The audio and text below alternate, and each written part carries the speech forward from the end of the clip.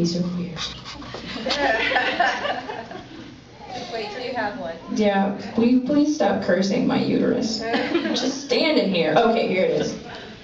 Okay. When I suddenly stop, it's because I didn't realize that I had a lot of dirty words in this that I'm not going to say. Okay, here we go. How to fake a football excitement.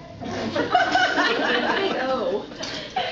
This is my favorite time of the year because there's absolutely no football. If you ever saw just how, because it's about to start. It was started, what, yesterday, right? I saw some already. Already? It's still hot? Anyway, back to the book. If you saw just how much football I have to watch, you might start crying. I've been dating Ian for over 3 years now, and we've lived together for more than a year. He has no idea that I actually can't stand football. He doesn't know I find it repetitive and boring. How have I done this? How have I tricked this man into thinking I'm the coolest girlfriend ever?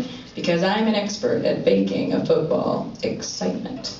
That's right, I can wiggle, shout, and cheer with the best of them. I spill beer and throw chips and just about paint my face blue and silver every weekend. It's not just a game for me anymore. It's become an art form. I'm willing to share my secrets because I think we're all friends now here, aren't we? Plus, I'd like to contribute to healthy, happy relationships. If you break any of the following rules, it will be obvious that you are faking it, so be careful. Here we go.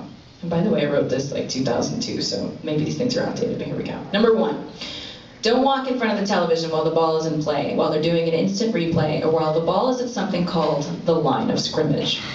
2, walk, and by walk I mean run, past the television only during the commercials. 2A, if you're watching the Super Bowl, stay clear of the television at all times. Number 3, offer beer to everyone when you stand up. You'll be the coolest girl there, and it's still a feminist move if you were already on the way to getting your own beer.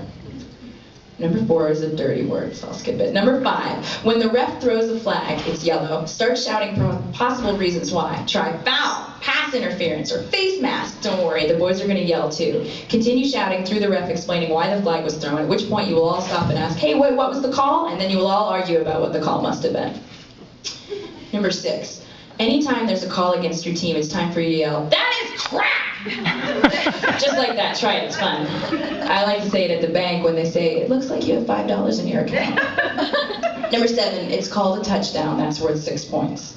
Number 8, then they try to kick an extra point, that's worth 1. Generally they will get the extra point. If it's a close game, they may try for 2 points. We don't have enough time, I'm not going to go into it, but trust me on this. If it's a close game and one team gets a touchdown, say, do you think they'll go for 2? And then this will cause a boy debate about field goals and ranges and red zones and things you don't need to worry yourself about. So just sit back and think, oh yeah, you look so cool. See, girlie, we're going to make it through this. 9, if the guys are suddenly upset, ask them what happened. They will be more than happy to shout the injustice of the last play. Let them vent. 10, do not attempt to kiss your boyfriend at any time during the game. Do not go, touchdown, kisses! You will not get them, and people will hate you. Number 11, never touch the remote control. 12, you don't need to know every athlete, but it helps if you know a few names. Here's the athlete that makes you sound like you know your stuff. Ready? Vinny Testaverde. Is that a great name or what? He plays for the Jets, I think. He used to. It really doesn't matter. Just say things like, well, he is no Vinny Testaverde. What I like saying is, well, I was really comparing him to someone more like Vinny Testaverde. Chances are they'll all tip their heads back and go, oh, well, yeah, if you're doing that. It works like a charm, I'm telling you.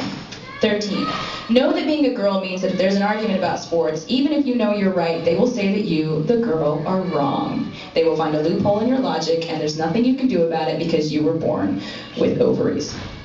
14, you're supposed to be happy about overtime. It means more football. 15, make sure you know which 2 teams are playing because they're going to switch channels during the commercials. They'll watch other games at the same time, so be on your toes. If you're only rooting for the guys in blue, you could end up cheering for the enemy of a different game. At any moment, there might be 3 different games on the television within an hour. I know. I'm sorry.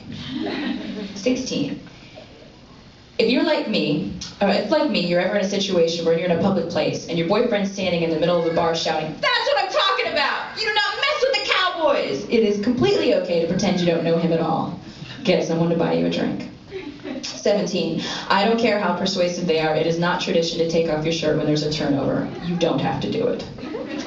18, the Super Bowls are counted off in Roman numerals. Don't say the X's and I's. Hey, I don't know what level of expertise you're on, I'm just checking. 19. If you're watching the Super Bowl, you'll probably have to sit through the pregame and the postgame festivities. It's okay to laugh at the pregame stuff, which involves a terrible film of some guy making a Super Bowl ring, but it's not okay to laugh at the postgame footage. The levels of beer consumption are so drastically different before and after the game that it's best not to have any reaction that might affect an emotionally vulnerable, boozy sports fan. 20. The season does end eventually, and then you get to watch hockey, basketball, and baseball. Those are things you're supposed to be excited about. So go out there and fake it like a pro. That swirly feeling you might get at first is only the guilt from completely lying to the people that you love. You just gotta break through that. It gets much easier with time. Go team. Wow, I wrote that so long ago. I wrote that a long time ago. Sorry, that's that chapter.